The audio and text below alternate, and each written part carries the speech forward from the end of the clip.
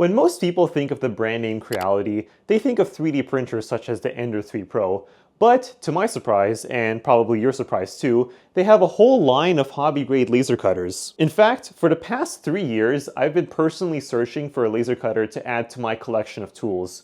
So when Creality reached out to me and offered me the Falcon 2 Pro for a review, I jumped at the opportunity. Is the Falcon 2 something you should add to your collection, or should Creality stick to 3D printers? In this video, we're gonna find out and do a deep dive into the Falcon 2 Pro laser cutter. Do you remember that scene in Ratatouille where Remy takes a bite of cheese and then a bite of strawberry, and on their own, they're pretty good, but together, they're super tasty? Well, that's what laser cutters and 3D printers are like. They both have their own unique, distinct advantages, and when used together on a project, they're very powerful. We'll talk more about that later on in this video. Now, it's worth noting that Creality did give me this laser cutter for free, but that's about it.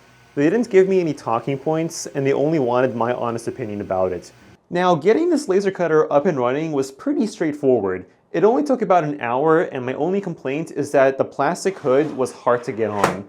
It also pops out sometimes, especially when my cat stands on it. You can see the paw prints over here. But speaking of this plastic hood, one thing I like about the Falcon 2 Pro is that it's fully enclosed. All the smoke you get from burning wood and plastic gets vented out the window via this duct. I even made a little holder for it. When it comes to laser cutting, you have to take your safety very seriously. After all, we're dealing with a class 4 laser, which means that even a partial reflection can cause permanent eye damage. If you look carefully, you'll see that this laser has a protective screen around it. And in fact, this entire enclosure is actually red because it absorbs laser light. And if you're really paranoid, the machine comes with laser glasses which block additional laser light. So between the shroud, the cover, and these glasses, you can have up to 3 barriers between you and the laser. The Falcon 2 comes in 2 versions, a 22-watt version and a 40-watt version. I currently have the 40-watt version, which also comes with a separate 1.6-watt laser. The reason why is because the 40-watt laser is very powerful, but not detailed at engraving. This 1.6-watt laser is less powerful, but good at engraving. So between these 2 lasers, you get the best of both worlds. Setting up files for laser cutting is very straightforward. I'm using software called Lightburn, and it can take various files as an input. For example, if you use SolidWorks or Fusion, you can export sketches as DXF files to be laser cut, or you can also use Adobe Illustrator or any other vector graphic editor to import designs. Lightburn then lets you choose your laser speed and power for each line, letting you either cut or engrave depending on what you want. So remember how earlier I said that 3D printing and laser cutting are 2 manufacturing methods that complement each other very well? Let me show you why. One thing I've always wanted to make is a vacuum former, a device that can mold a thin sheet of plastic into any shape using heat and suction. Using this laser cutter and a 3D printer, I think I might be able to make a hobby-grade version of a vacuum former. The first step is to laser cut a box, and I use this website to help me. You just input your dimensions and it automatically gives you the DXF files you need to laser cut a box. I use Fusion to then add some holes to the top of the box and a hole in the front of the box. I chose a 1/4-inch plywood for this job, and the Falcon 2 had no problem cutting through it. However, because the wood was warped, the laser did have a hard time focusing.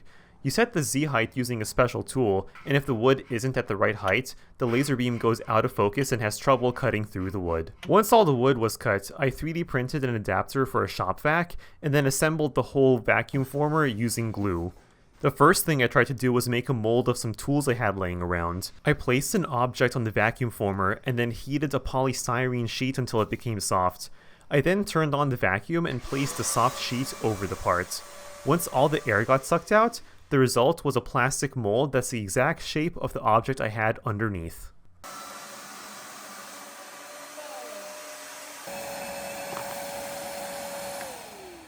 This technique can be useful for making functional parts that are very cheap.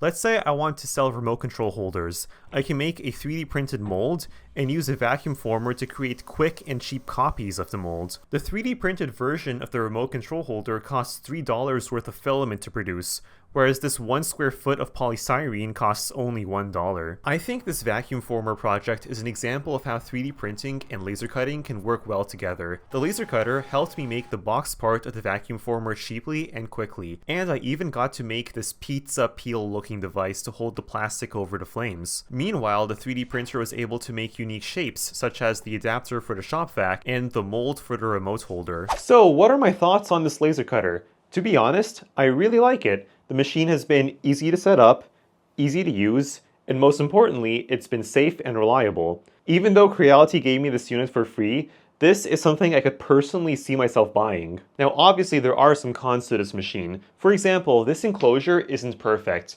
Whenever you use it, it does leak some fumes even when the exhaust fan is running, and the inside gets covered with residue from burnt wood. For this reason, I've avoided cutting acrylic with it. Because of all the fumes leaking and the residue inside the machine, whatever room you have this in will smell like burnt wood no matter what. So before you buy this machine, make sure you have a garage or a basement because it will make some nasty smells. Also, the build volume is a bit of a weird shape. Most laser cutters I've worked with have a 1 foot by 2 foot bed, whereas this has a 400 by 400 millimeter bed, which is about 15 by 15 inches.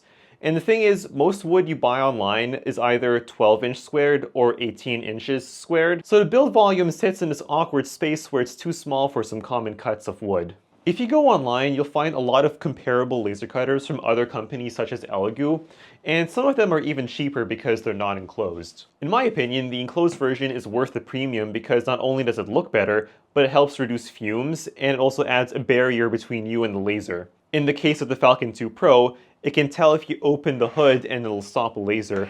And if you open this trash drawer over here, it also stops the laser as well. The Falcon 2 Pro also comes with some extra bells and whistles I haven't really used much. For example, it has a camera on top to help position your jobs, and an airflow sensor to make sure the lens is getting enough airflow, and a fire sensor to tell if a fire has started inside the machine. Like I said, I don't really use these features because I mainly use the frame command to position my jobs, and I also stand by with a fire extinguisher in case something happens. But it's good to know these features exist if I need them. Overall, my main takeaway from working with the Falcon 2 Pro is that laser cutters are a valuable tool that every maker should have in their collection. This laser cutter works well for me, and you'll definitely be seeing it in future videos. Are you thinking about getting into laser cutting, or do you already own a laser cutter? Let me know in the comments, and as always, thanks for watching.